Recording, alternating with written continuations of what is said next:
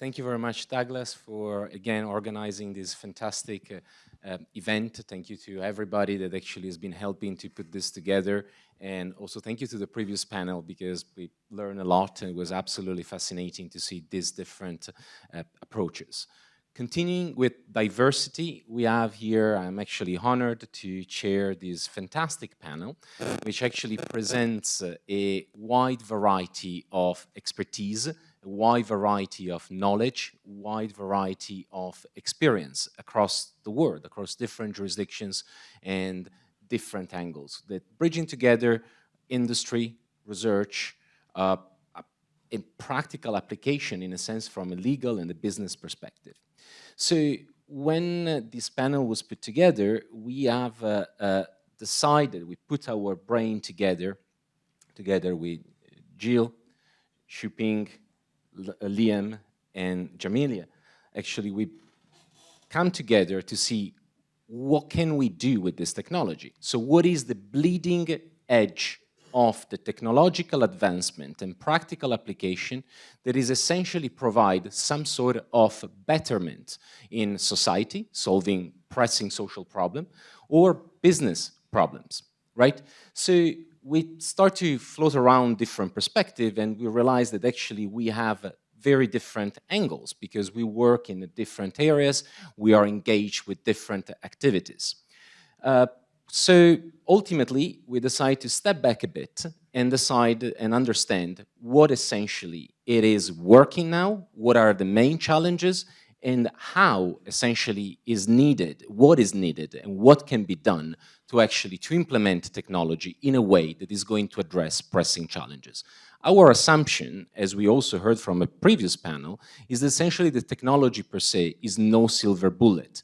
There has the need to be integrated and coordinated both at the individual level, firm level actually, and also at the regulatory or governance level in order to function. So without further ado, before digging into this aspect and seeing what are the applications and challenges and possible solutions, I will actually go with a quick round and let our speakers introduce themselves by noting essentially what is their expertise, where is their angle, and ultimately what we want to know, which is the life of this industry, is essentially to know what is their passion and what motivates them in their current project. So without further ado, I start with you, Jamilya. So please introduce yourself, tell something about us. Thank you so much. So my name is Jamilya. I'm researcher at Kleos.io and I'm PhD candidate at Paris 2 University. I'm very happy because I came here to Hong Kong University to be visiting research associate and just had an amazing time. Thank you so much. So my main area of expertise would be blockchain and law, and more specifically decentralized dispute resolution. So I have previous background in law. I was consulting different crypto projects and providing legal advice, and now I'm working full-time and focusing on areas of dispute resolution, governance practices. We're working with my colleagues on reviewing different blockchains and, what constitutes the good governance and how can it be improved. And one of my hypotheses of my work is that actually implemented dispute resolution can benefit and impact positively governance of, for example, decentralized autonomous organizations. So that would be the short introduction. Okay, well, we will hear more about that, especially because you are tackling some key issues. Now, without further ado, Liam, please tell us about you. All right, here I go. Well, my name is Liam Reeve, and I'm a PhD candidate here at Hong Kong U in the Department of Geography. Now, I'll preempt a lot what I think a lot of you are wondering, and why is a geographer here at FinTech Day? So, geography is basically anything that includes a place or a spatial element. So, many of you may be geographers and not even know it. We find this room, so I guess we have can define ourselves with geographers. Some difficulty, perhaps. In my studies, I started off looking at fintech more generally from a geographic standpoint. But I think, like a lot of people within the last year, I really got captured by the potential benefits of artificial intelligence. not just within finance, but across many industries.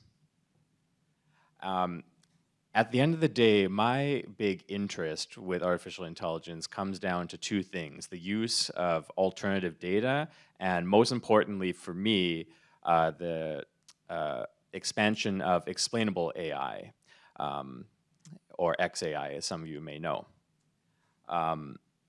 For explainable intelligence, because a lot of what artificial intelligence recommends isn't intuitive to the humans reading it, it's extremely important for business and social purposes that we understand the potential good recommendations that the algorithms are telling us. And so that's really where my basic interest lies. And it's too bad that my supervisor isn't here, because what Giuliano was talking about in terms of a regulatory and a firm and an individual level, that was the conceptual map I created for my probation last year. So too bad he's not here for that, but I'm sure I'll talk about that a little bit more. Absolutely. And you made it here, so that's already a success. Shuping, please tell us you. Hello, hello. I am Shuping Li. I am also a PhD candidate in law at the University of Hong Kong. My supervisor is Professor Anna and Giuliano. Yes, I am doing research in financial regulation, the governance of digital money, data governance, and the ethics of artificial intelligence. This law, finance, and technology related stuff. Specifically, I am discussing or researching the governance of digital money in three aspects. The first is credit provision, second is data governance, and third is the programmable infrastructure. In terms of credit provision, there are many debates about how much power the government should have in terms of their money issuance and monetary policy, and also somehow related fiscal policy. And how much power the private entities and individuals should have to provide credit, to provide payment functions, and provide this users network in the society. And in terms of data governance, I am exploring the limits of privacy and transparency in this monetary system. And in terms of programmable infrastructure, I am exploring how much autonomy or autonomous system we would like to have in our money and payment network. So combine this credit, data, and infrastructure, these three aspects, we can analyze how the central bank digital currency and other cryptocurrencies, all kinds of digital money, digital currencies can be understood and how they can be regulated from these three aspects. Because all digital money, I believe, is a system constituted by different parts in terms of credit, data, and infrastructure design. And the regulation is an overall system fitting in their different social functions. So that's what I am exploring now. We're going to ask you more questions about that in a second. Jill, please tell us about you. Oh, is it working? I think it is. Hello, everyone. Giuliano, thank you so much for this comprehensive introduction. And I'm so honored to be in the panel with these bright minds. I'm here in Hong Kong for 3 months, which has been an amazing experience as part of Asia Global Fellow Hong Kong University program. Professionally, I wear 3 main hats. One is, and it's all combined in the area of fintech and finance innovation. So my main expertise comes from big tech industries, where I'm usually part of building fintech on the leadership level, in combining regulatory, technology, strategy, and operational aspects. So I worked for eBay 7 years globally, and then I launched my consulting, which is operating between Dubai and Amsterdam, and working with big tech companies and challenger banks and fintechs.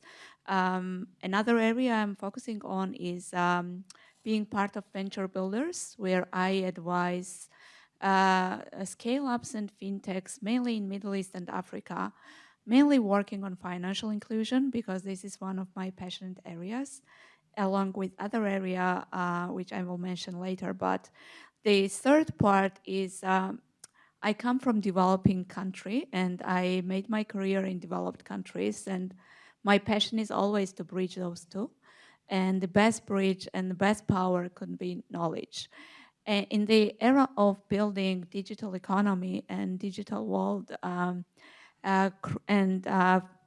with the geopolitical challenges, it's extremely important to increase digital literacy and bring education on the ground to enable people and give capabilities of accessing different markets and different horizons from developing countries. So I'm engaged on that, sometimes on the trainings and master classes purposes. In Hong Kong, I've been focusing a lot on climate fintech. So as I mentioned, my main focus is payments industry. Now I'm integrating so-called, I call it ESG wallet in payments and applying gamification.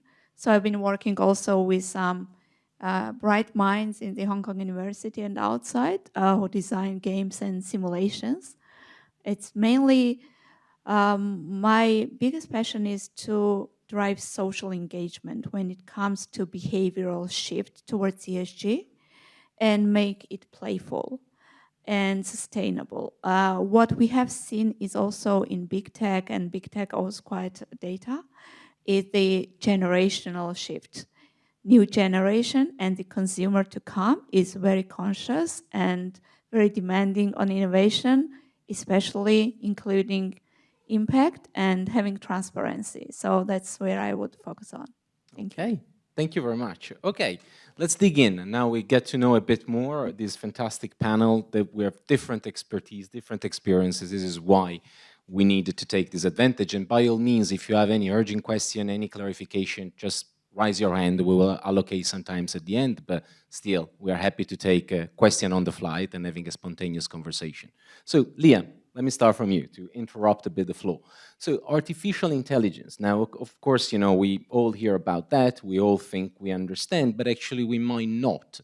In your field, what you are seeing as an application that is actually you can see can benefit essentially the society in general, but also with practical cases, maybe in Hong Kong or behind, you're also quite well traveled. So tell us, give us some sense of what is the potential in current application. So speaking about explainable AI separately, because you could go talk about the applications of AI for a very long time. To me, the really interesting things that are coming from that are increased transparency, accountability, trust, and acceptance. So there are many products on the market that offer explainable AI. IBM Watson is just one of them. And the purpose is not just to analyze the data, but also offer an interpretation which might not be made by the human reading the analysis. So an example, actually, and I was just thinking about this earlier today. I'm Canadian, and in Canada, I use Scotiabank, one of the big 5 banks, and that's where my visa is. And so on the Scotiabank app, they also tell you what your most recent Canadian credit score is. Before, they just told you what your credit score was and if it went up or down. But I realized yesterday that the app is now also telling you why your score might have gone up or down. So my score went down, and I wondered why that was, because I thought, what could I have done to have warranted this horrible thing to befall me? But it told me that because I'd canceled my oldest credit card, which I did when I was back in Canada, that could be a reason why my score went down. And so that's a real world example of how something which we might not understand why it occurs. Yeah, it gives you that example. Do you think we can define it as a consumer empowerment or actually as a trap? Because also we can also see it in another way. You could see it as consumer empowerment. That's just an example. Most of my research would be on the business side of things. For example, if an algorithm is telling you that you might want to sell the stock of a certain company, and you think, okay, well, why is it telling me this? Then it will say, oh, we actually looked into, well, the algorithm could say, this particular company, they don't have as many job openings as they used to, or the products are being sold for less money than they used to. So that could show that the company is in distress. So those are just a couple applications. Which also connects to what we heard in the previous panel about the IP valuation and the possibility so to have a better sense of what is the value of the asset. But talking about transparency, accountability, I must ask to Jamilya to share a bit more about her experience, in particular with Kleos, which is a token curated registry for compliance. And how this is going to tap and what is the actual application of these Kleos, right? Yeah, thank you so much. So I just wanted to take a step back and maybe reflect on what was mentioned during the previous panel and what Liam has also brought up.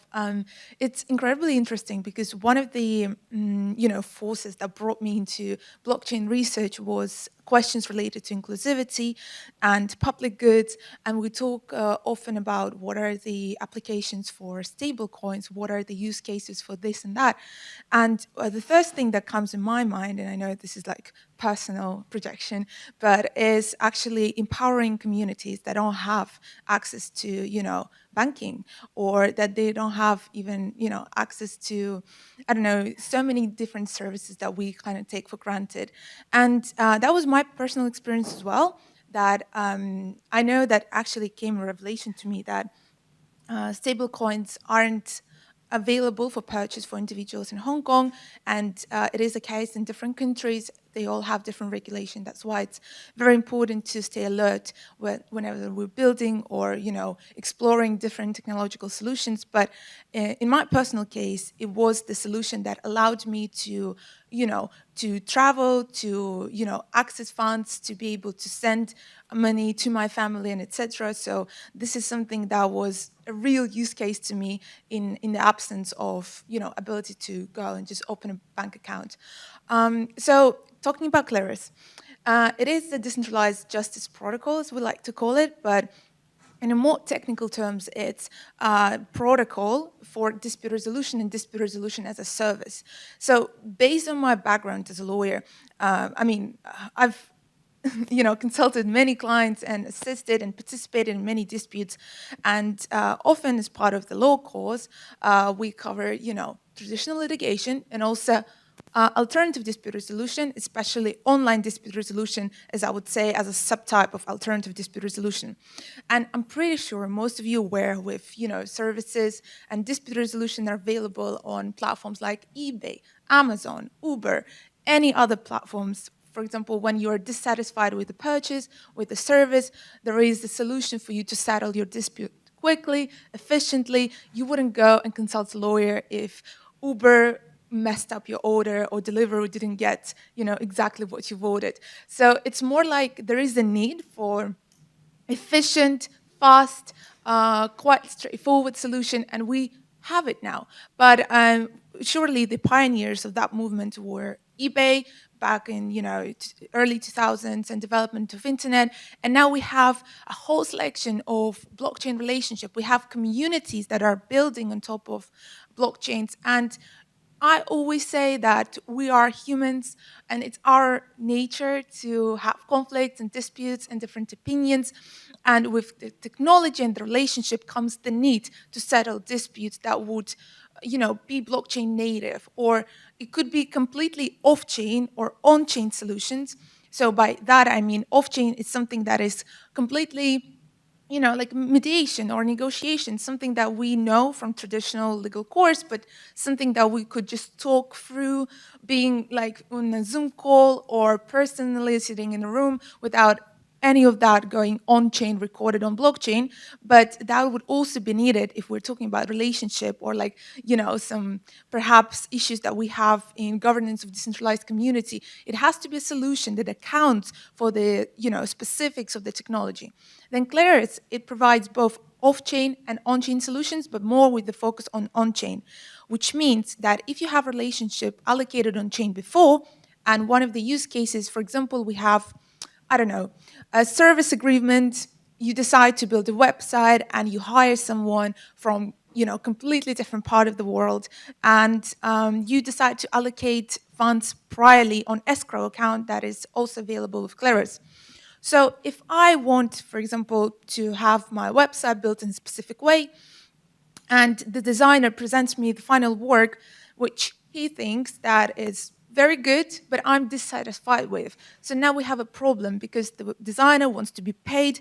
I don't want to pay the designer because I think the job is frankly not very good.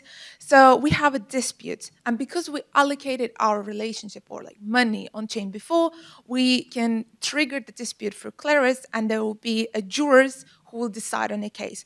Very briefly, those jurors are randomly selected and based on jurors who staked priorly to participate in the court. So very often we refer to terms like court, jurors, cases, and we instantly think about traditional legal terms. So that is quite different. You will only be drawn to a particular court if you staked there, and using native currency PNK, which is a currency used in Kleos. So sorry, yep. but what is the main advantage of tokenization here? So the main advantage of the use of Kleos is that it allows you to harness advantages of blockchain technology. So if we were to compare it with, for example, ODR solutions, it's decentralized. So there is no just one entity that would govern or adjudicate specific case. It's random. The jurors are selected on a random basis, and it's also transparent, and it also allows you to access certain dispute resolution through alternative means of tokens. Again, when we talk about access to banking and services and credit cards, not many people have it. Actually, lots of people, millions, probably don't have ability to pay, in specific currencies that are so, everyday to us. And in that sense, it's also just way less costly if, compared to if we went to, traditional arbitration, and we always can escalate it and appeal, and there will be a new round of jurors who will be drawn. Well, thank you very much. This is very interesting. So again, I think we can draw already some lines. So we feel that there is this idea again of consumer empowerment in the digital age, harnessing what is the Web3 potential in a sense with this decentralization mechanism. But here then we are going to some areas that is more connected to what is financial inclusion, and more generally how some sort of a community decision is managed. And here I would also like to hear from Shuping, in a sense, how do you see these dynamics from a governance perspective? I mean, here we are connecting everything, payment system, we are connecting a possibility to evaluation, credit scoring, but we're also going to a broader dynamic that is also, the core of your research. Okay, thank you, Giuliano. From my perspective, I would understand technology, whether it would be blockchain, artificial intelligence, or encryption, or cryptography, other technologies as endogenous, as thinking about how these technologies can serve for some social purposes, functions, and values. For example, if you think about why cryptocurrency comes into being and why it is supported by so many people, that's because the trend of decentralized finance or financial inclusion argued by many people, that individuals want to have control of the monetary system, they want to have more access to banks, banking and payment system, and they want it to be cheap and transparent. So that's the rationale of how cryptocurrency comes into being and why it is endogenous in this market system and the society. About central bank digital currency, it can be understood as a competitor to the cryptocurrency in the competition of digital finance.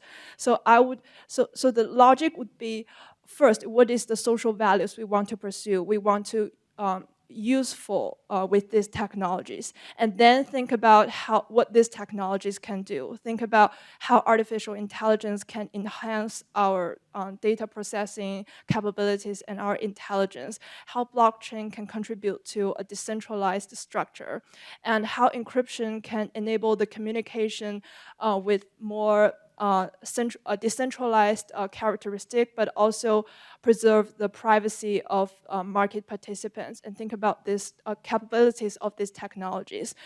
And finally, we can decide on how we can improve our money and banking system with these technologies. Of course, these technologies will be operated based on some laws, regulations, and other rules.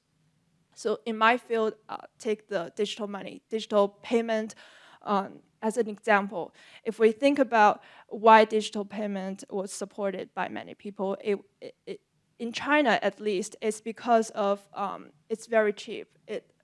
People using WeChat Pay or Alipay at no transaction or transfer fees, or very low transfer fees compared to their bank payments. And because people want to pay for their purchases on the internet in online purchases, and because so many people, they cannot afford or do not have access a bank account, so they can open a free digital payment account. And for this, all these reasons, I will summarize them as financial inclusion or democracy in the financial field, the social problem or the social value that digital payment wants to pursue. And then we might want to think about what financial inclusion is. It could have many, many meanings. At the basic level, it is the access to the banking and payment system. People should first have a bank account or payment account to participate in this payment network.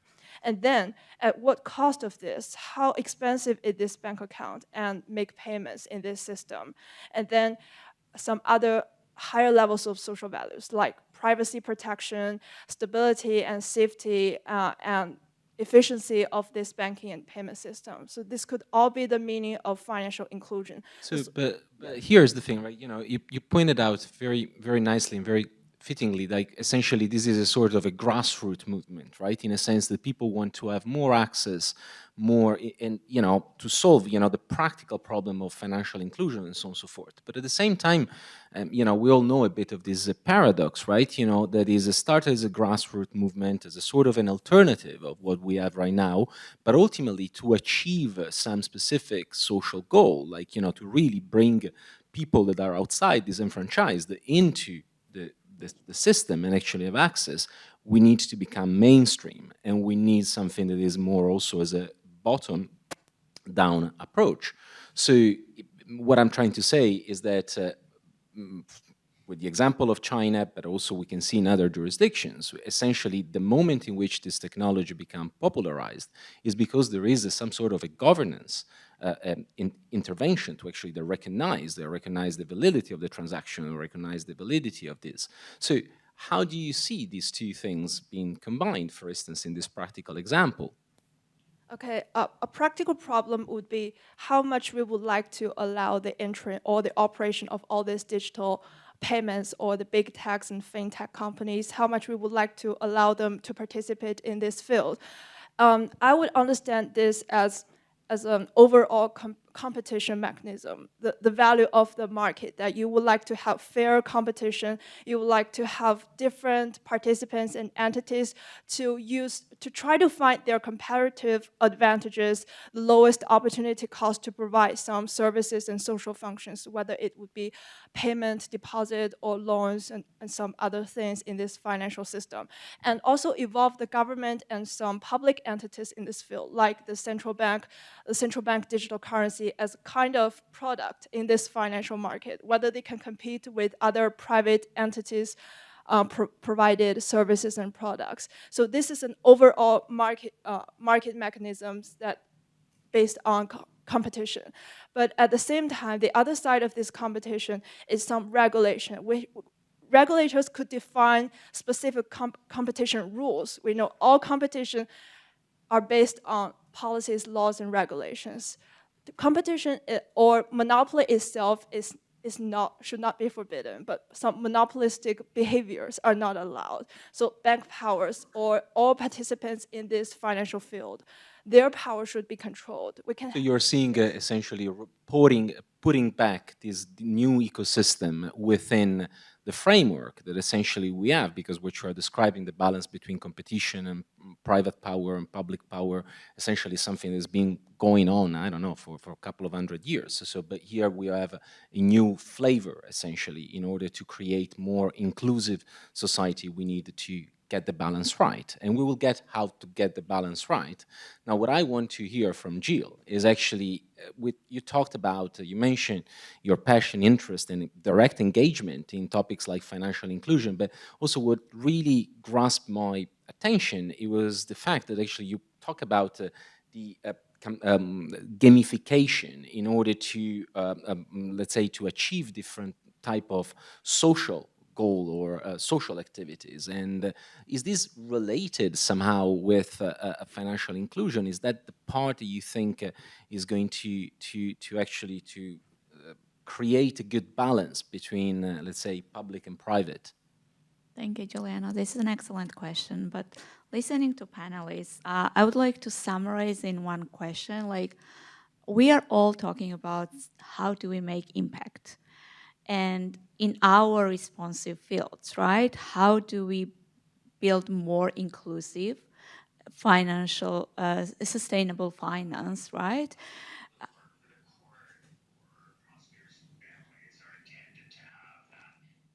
Okay, let's move I on. would like to go back and take a little bit step back. Sure, go ahead. So basically, like when 15 years ago, if we go back, like for history, it's still nothing, right? So we had traditional banks.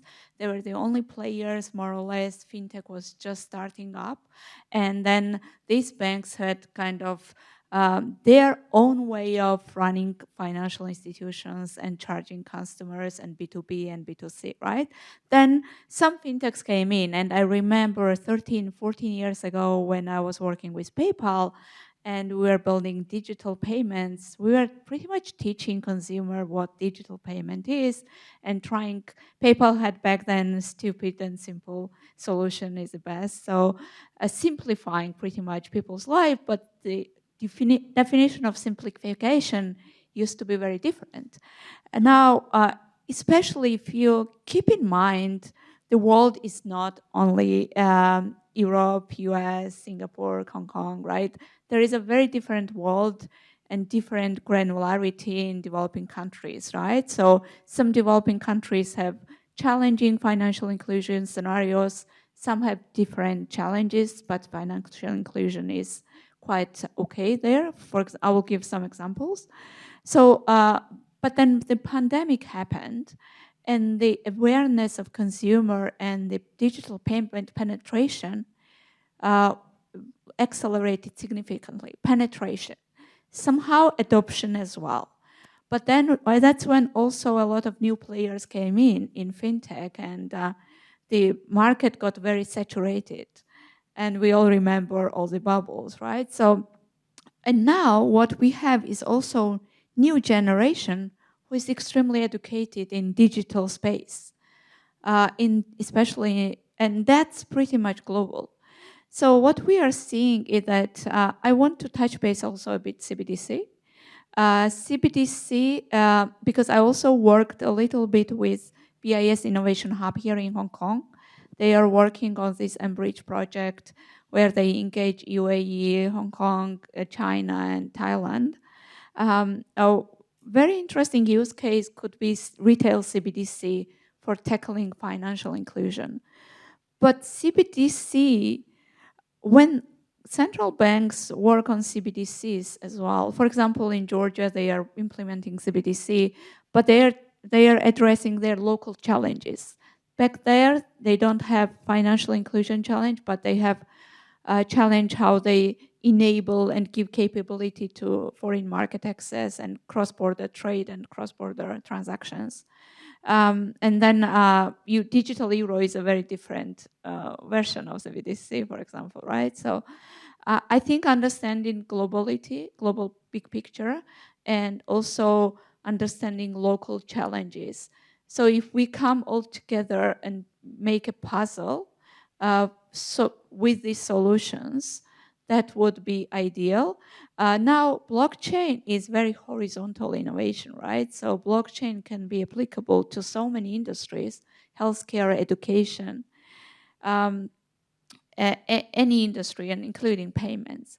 When you ask about gamification, gamification is nothing but simplification and the engagement in a fun way for more consumer side rather than B2B. Because in the ESG world today, there is a lot of talk about B2B and how companies get engaged in ESG.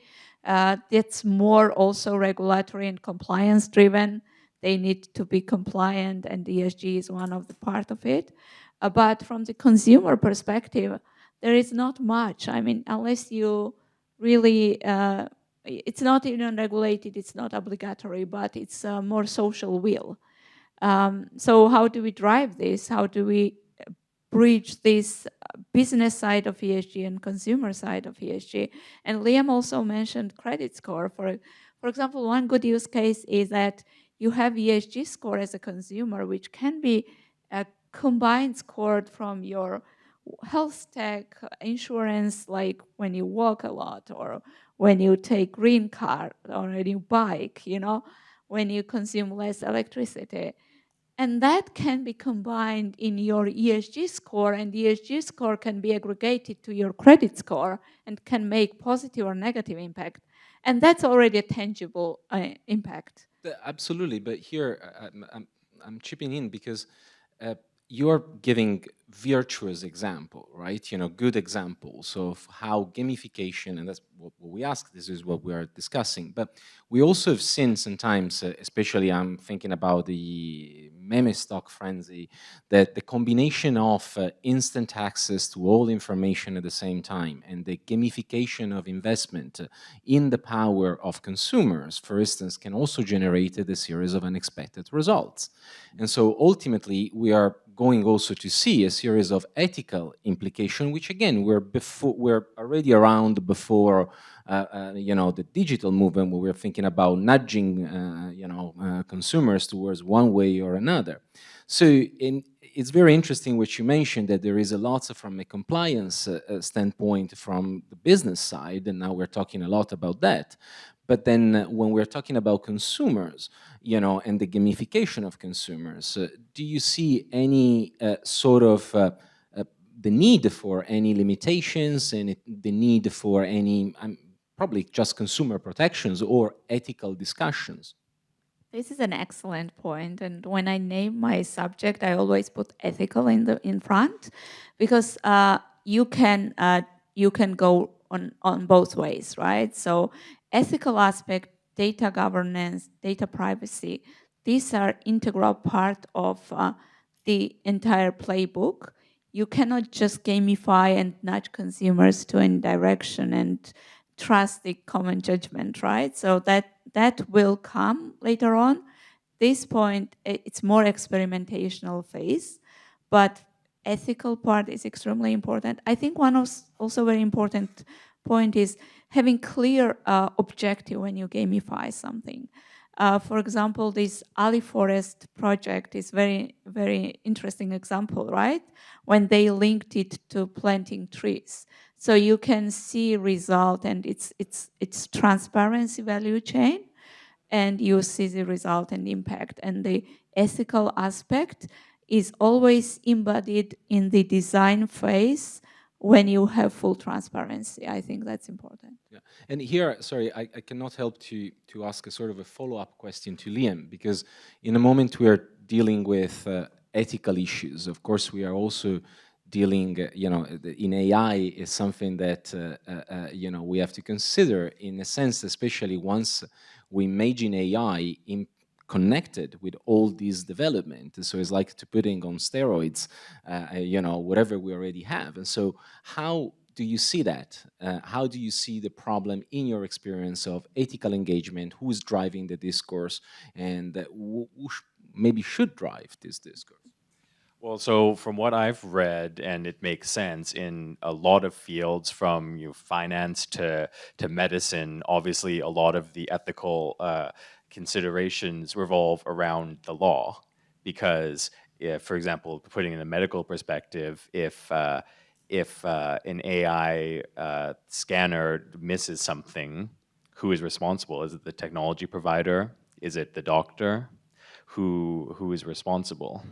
Um, Going on in terms of how this moves forward, um, I know that there's going to be a significant amount of investment in this field in the coming years, because it is one of the great considerations. And I know for new investments in AI, I believe by the year 2025, over 50% of people who are buying new AI software, hardware, are going to require both ethical and explainable AI features. Yeah, but these require a change in skills as well, no? Yes. So one thing with the coming of artificial intelligence that a lot of people naturally are thinking of is reskilling.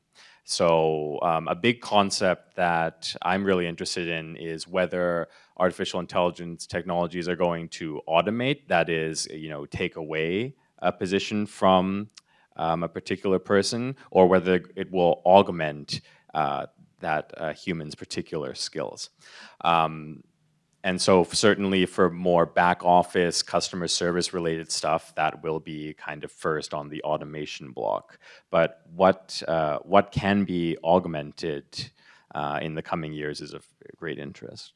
Absolutely, thank you. So, okay, so we have this sort of overview of, well, more than an overview actually, with some specific examples on how different technologies are essentially applied and can be applied and open new things. What I heard is, of course, lots of, consumer empowerment, people's empowerment, educating consumers through either gamification or also in other ways when we're talking especially about Web 3.0.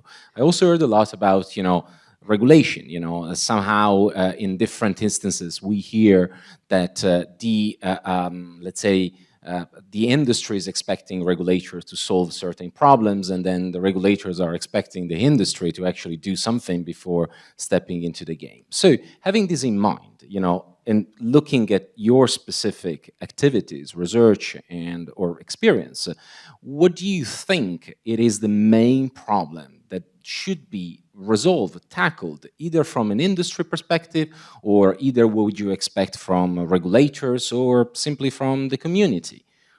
Jamilya, I'll ask you first. Thank you so much. I think it's a great question. There's no just one straightforward answer to that, but I wanted to add to the points that Jill and Liam brought. I think it's incredibly important when we talk about, regulation, and when we talk about liability, and also it connects to the point of, community empowerment. And what I see in blockchains is, community initiatives, as you've mentioned, bottom-up approach, and giving people ability to self-organize.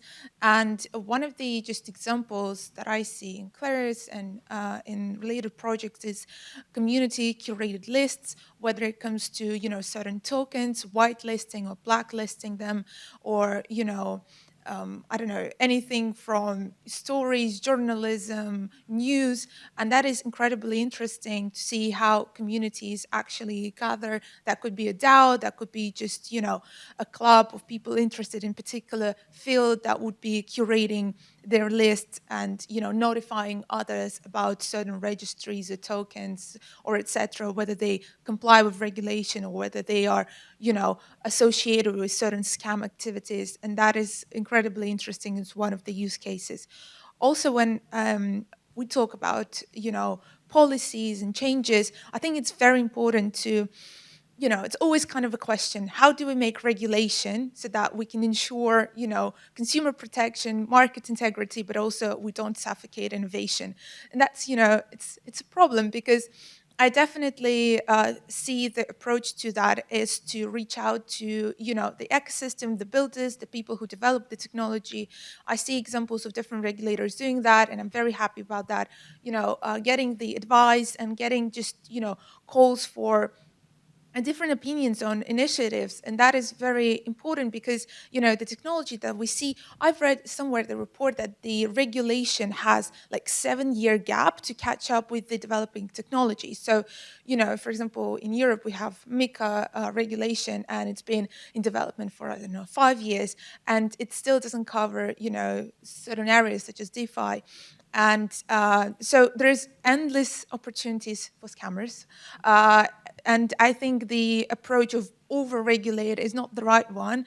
But also, on the other hand, certain people who only start, creating projects and completely disregard any regulation in place is also a bit suicidal, because, any startup that want to comply with certain rules, they are looking for clarity, they're looking for clear rules. They don't necessarily want to be completely out of the scope of the regulation, but they aren't sometimes tools for certain projects.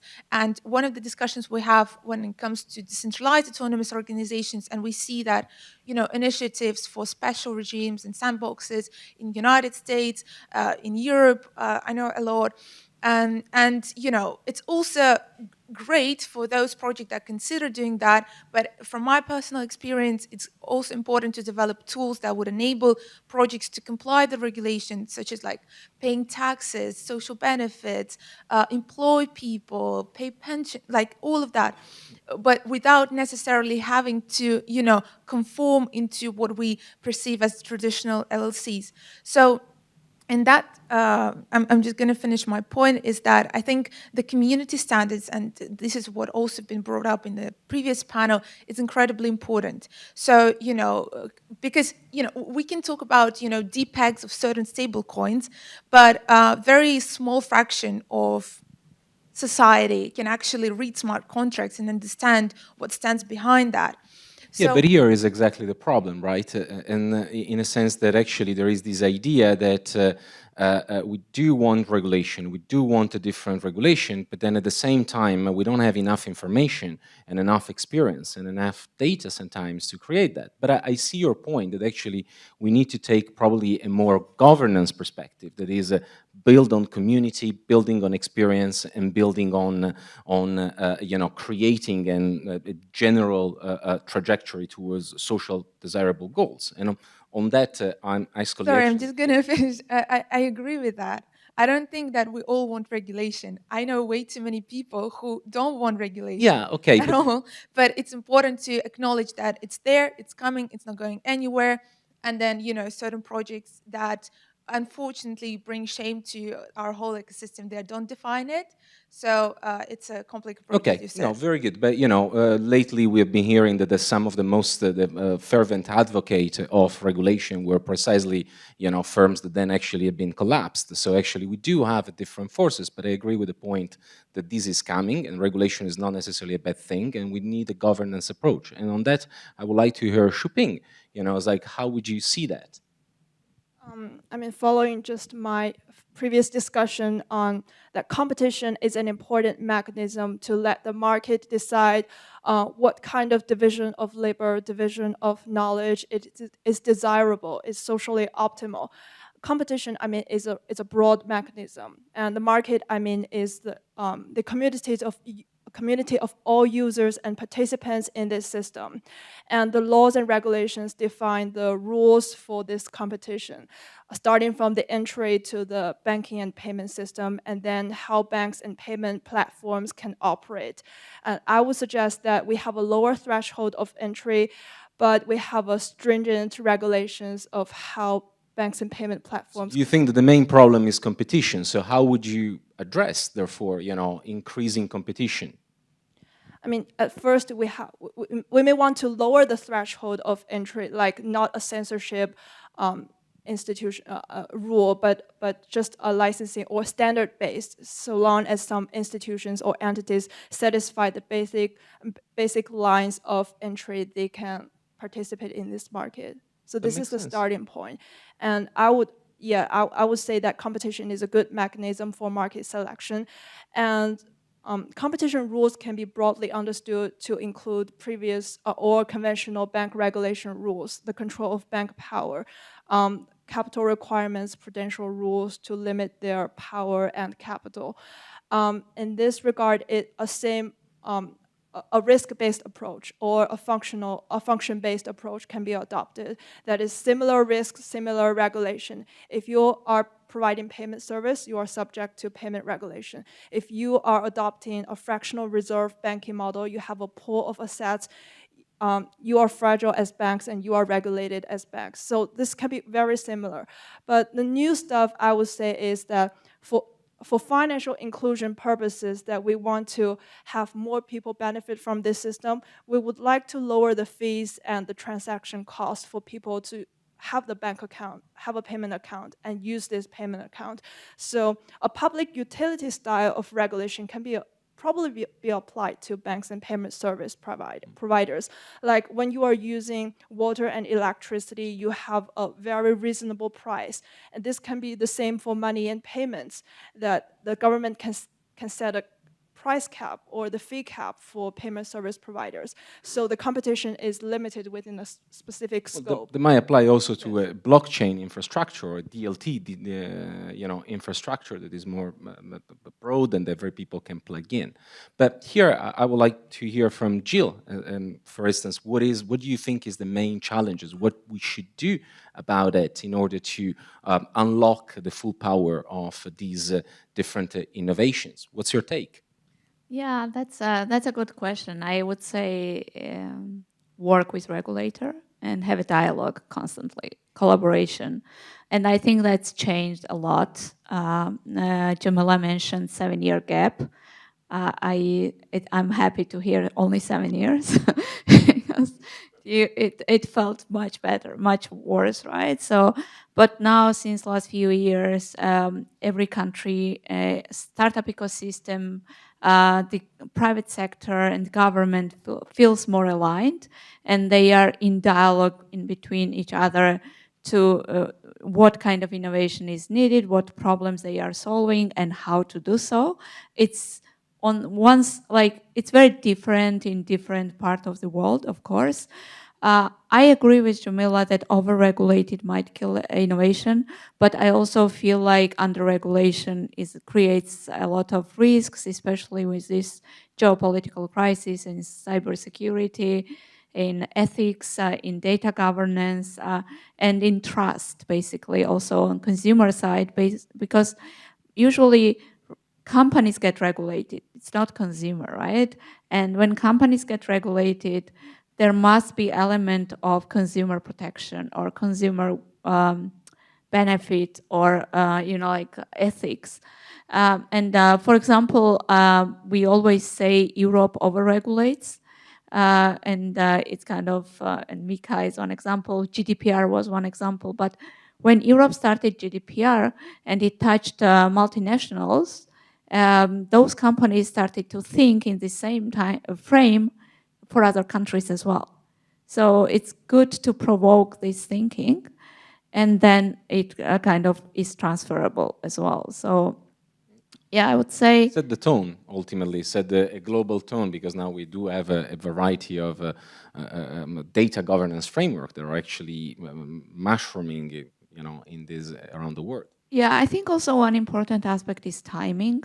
When do you start regulating, You cannot regulate any nuance, or you cannot regulate before there is any product or before there is anything out there, right? So, and that's when we need to be very careful that we regulate industries and we regulate layers, but enable innovation first, testing phase, scale up. Absolutely. And once it becomes big, and there are more learnings and failures to consider in regulatory framework as well.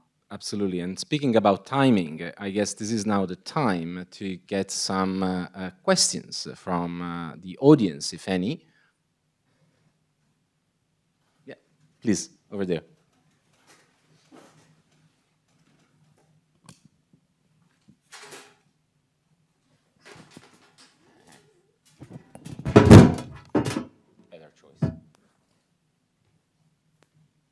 Hi, I'm also a PhD candidate from Durham University, and I'm interested in CBDC a lot. And our question is about what Shuping mentioned about competition is a good mechanism for the market. And I was thinking, like, in the payment market, the competition is so saturated. And if we also think about the financial credit provision, like provided by the competition, and I also think, how would you situate competition as a mechanism for financial provision, credit provision in terms of the risk management? Okay, thank you. I think Go ahead. competition has like two effects. First is the real market participants. We lower the threshold so that there are more participants in the payment system, and whether they can sustain or they can operate or win this market, it really depends on their business models and their networks effects of the users. And the second aspect is potential participants in the market. If you have more potential competitors, you will be more prudent and more careful in your operation. I think that is a good supervision mechanism to current market participants to safeguard the sustainability and inclusion of this system. Thank you. We have time for a very last question. Otherwise, we make a final comment. Please, over there, gentlemen.